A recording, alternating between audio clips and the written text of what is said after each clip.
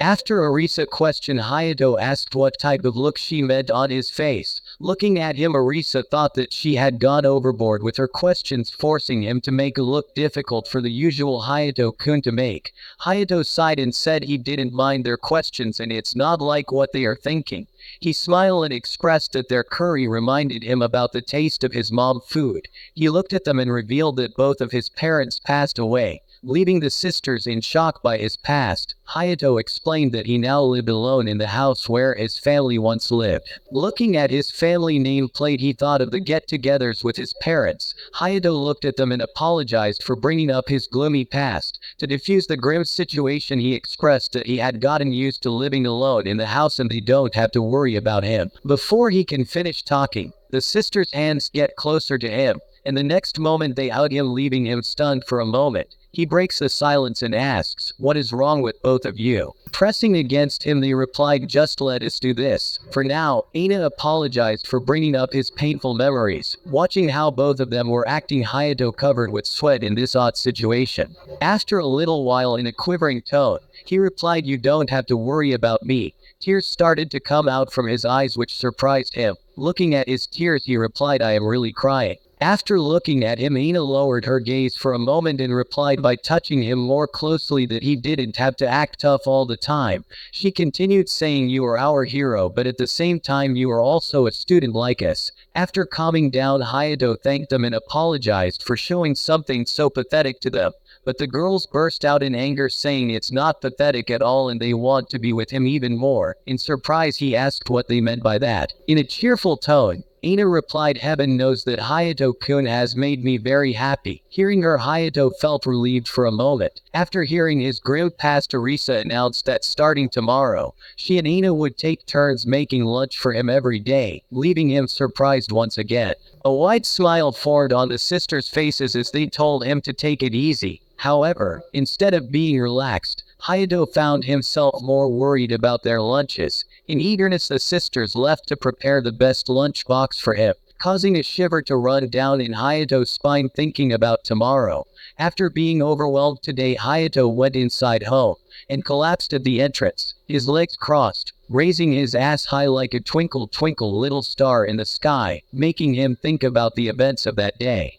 Even though he felt good after the sisters' hug and wanted to drown in the warmth that came from their body, after a little moment, he stood with a serious face and thought not to become useless by depending too much on them. He looked at his parents' picture and thought about his future, unaware that a Yandere time bomb was about to explode in his life.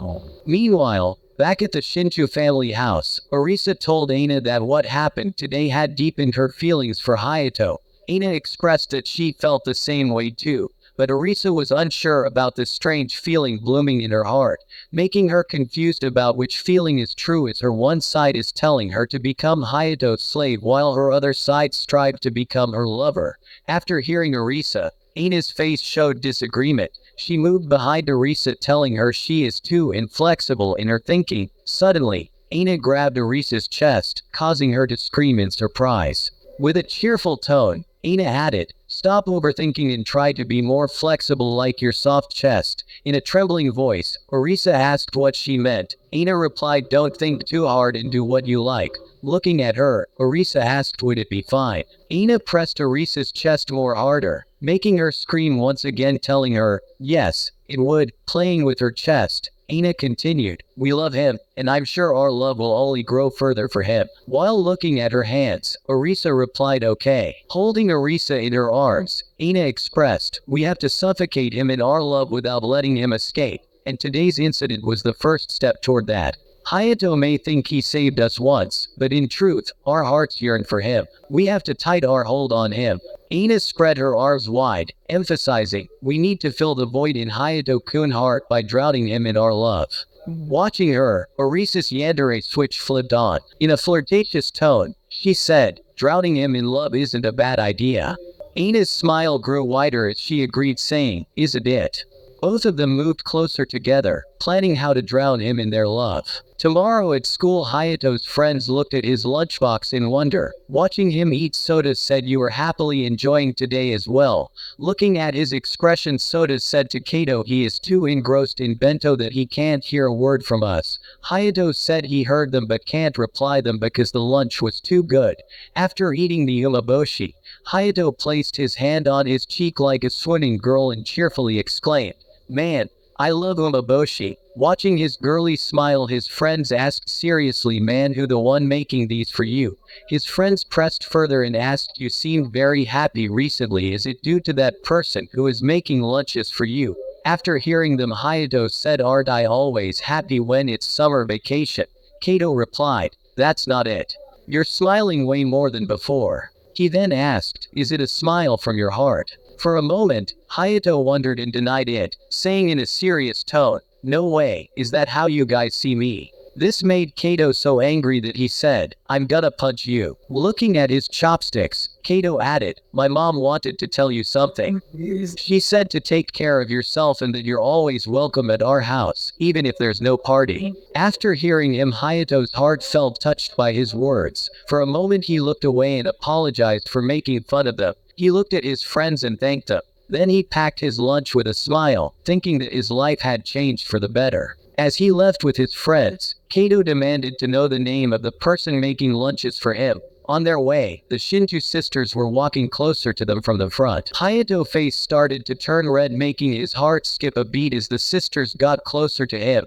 As they crossed paths, Aina winked at Hayato. Her wink made him blush, since he never had such a deep relationship with anyone before. Despite his friends demanding an explanation, he couldn't tell them the truth. After leaving school, Hayato's friends asked if he wasn't coming with them today as well. He apologized for not going with them as he had something to take care of. As they left, Hayato thought to himself that he was not forcing himself to do this right. He looked at the door and Arisa was standing there waiting for him. After noticing him, she turned towards and greeted him with a smile. Looking at her, he got covered in sweat and thought no one would believe even if he tells them that Shinju sisters were preparing lunch for him. She went in Hayato's house saying, "Excuse the intrusion."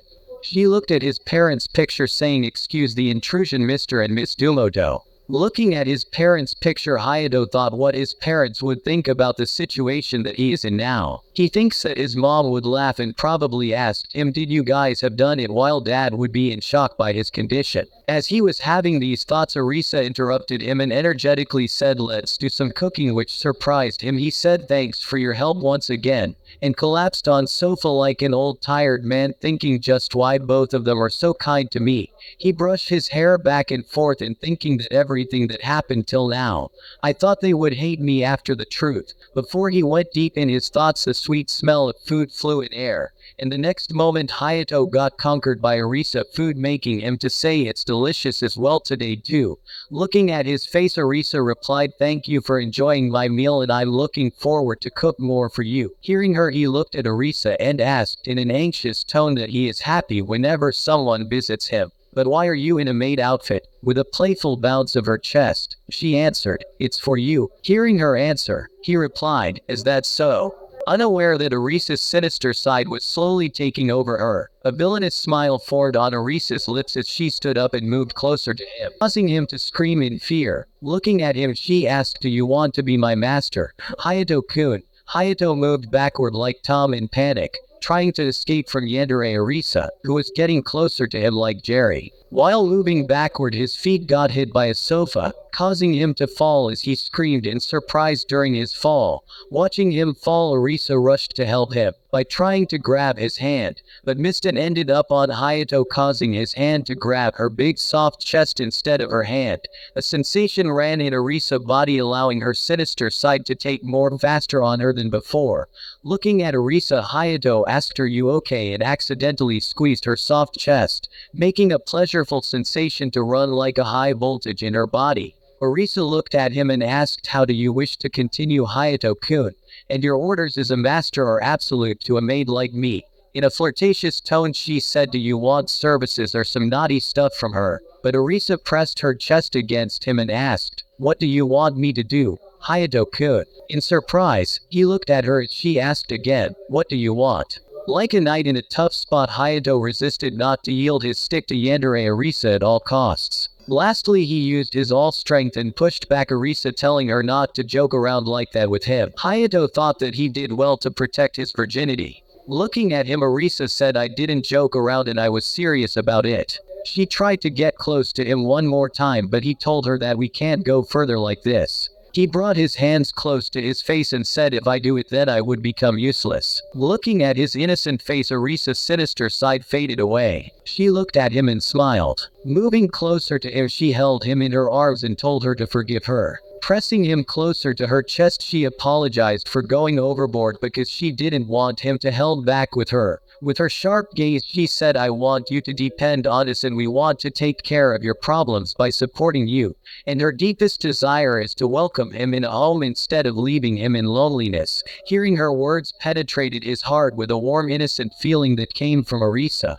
Her words melted the inner walls of his heart, reminding him not to indulge too much in relying on others. After a while, Arisa left, telling Hayato to take care of himself. He replied goodbye with an awkward face while his heart skipped a beat one after another. After she left, Hayato went in and sat down at one side of the table, brushing his hair back and forth, thinking about her tempting invitation. As he thought what would have happened if I had taken her offer, wondering about it, he suddenly became blushed and realized that he is really a kid after all. The next day, Aina came to Hayato's house as it was her turn to cook dinner for him. He left, leaving Aina in charge of the kitchen, thinking that she also really cook well. Aina looked at him and said there's still some time left until dinner will be ready, so why not to take a bath at that time? But Hayato suggested that it would be strange for him to take a bath now as long as Aina is here and he would take one after dinner. Aina cheerfully replied, don't worry about me, I will become anxious if I make you wait any longer. After hearing her, Hayato said, if you say so, guess then I have no choice but to take one. Listening him, Aina cheerfully said, alright, take care, no stress at all. As he left, her eyes widened and got fixed on him like a predator to its prey. Meanwhile, in the bathroom, Hayato looked himself in the mirror and thought, she haven't told me to take one until now, I wonder what she's scheming this time. Wondering about it, he thought there's no way she would go so far to join me in the bath. As he was taking shower before the bath, Aina called and asked him, are you in the bath, Hayato-kun? He replied, not yet, I'm washing my body. Finding it as an opportunity, Aina replied, alright, and immediately removed her clothes to join him, causing Hayato to wonder in surprise. While removing her clothes, she told him that some water ended up on her during cooking, and my clothes got wet, so I might catch cold in this temperature like this, leaving Hayato shocked by the sudden turn of events. He stared at the bath door in disbelief and thought, don't tell me, Aina, that you were going to do that. She replied, I wanted to warm up quickly in the bath also. Aina slid open the bath door and went in by wrapping the towel around her body, saying cheerfully, pardon the intrusion. Watching her, Hayato shouted in disbelief, what the hell are you doing here? She washed her body and went inside the bath by saying, it's warm and nice, right, Hayato-kun? Watching her lie close to his chest, he murmured in a low tone, this isn't a good idea. Hearing him, Aina laughed and said, it's fine. I want to take a bath together with you. The sight of her body and the sweet fragrance coming from her body made him blush, though Aina was enjoying it, but Hayato was struggling by sitting behind her. No matter where he looked, Aina's big bouncy chest was in his line of sight. She turned and looked at Hayato, asking him that you were quiet this whole time, is something matter? But Hayato freaked out and said, don't look this way. Aina moved closer and said, don't hide your face, show me. Before showing his face, he asked Aina to turn around. In annoyance, she replied, whatever you say. She turned around and asked if it was okay now. Hayato slowly moved his fingers from his face to see her, but Aina fully turned towards him while laughing. Finally, you have looked at me. Just glancing at her, Hayato put his fingers back on his face, saying, I didn't look at all. Watching how he acted, Aina said, you are so stubborn, I can see your red face. She teased him a little bit more and said in a flirtatious, if you keep staring me with those passionate eyes, I might end up pregnant. Hearing her, Hayato brain short-circuited by her words, he shouted, what did she just said? After a while, getting a hold on himself, he turned to another side of the bathtub, looking at his back with her sharp gaze. Aina went close and expressed flirtatiously, you know, Hayato-kun, you have a wide back. He replied, because I'm a guy. Playing with his back, Aina replied, that's not the case at all. He suddenly hugged Hayato and cheerfully said, because you use your wide back to protect us and I love it. Her chest made full contact with his back, making Hayato losing his head by her chest softness. In wonder, he said, why, it's so big and reliable. Sweating in the uneasy situation with Aina, he said, though I never trained much. Thanks to Aina, Hayato remembered a past memory when her mom got mistreated by her grandparents. So he stepped in to protect her mom. Standing in front of them, his mom looked at his back and said his back is like his father. In nervousness, he blurted further and said, I guess you fell the same way like my mom did. Like how idiotic overconfident was I. His words touched Aina hard. For a moment she looked at him and said, I think I get it, why your back is so wide. In surprise, he asked her what she meant. Aina cheerfully replied, your parents love you and you really love them. With a wide smile she said, you got your reliance from your dad, and my dad was also a wonderful man. For a moment Hayato blushed and looked at her. Touching his face, Aina replied, you don't have to carry all the burden alone, and I understand the loneliness of losing a family member. She continued and said, so I want you to know to rely on us when you are feeling lonely or going from a tough position, and she will never let him feel alone, as she and Arisa would do their best to accompany him. She stood up and made a direct eye contact with him, saying, I want you to rely on us and to drown yourself in our warmth. For a little moment Hayato became engrossed in her words, but Aina smiled and said, I'm just kidding. After a while Hayato snapped back in reality and freaked out by seeing her big bouncy chest in front of her. Being done with bath, Aina stepped out by saying, she is warmed enough, so I will go and finish the dinner now. Being drowned thanks to her, Hayato watched Aina in awkwardness. Watching him, Aina smiled and cheerfully said, by the way, I splashed some water on me as an excuse to get in the bath with you. In surprise Hayato looked at her. As she left, he drowned himself in the bath after being blushed that both of them keep teasing me at any chance they get.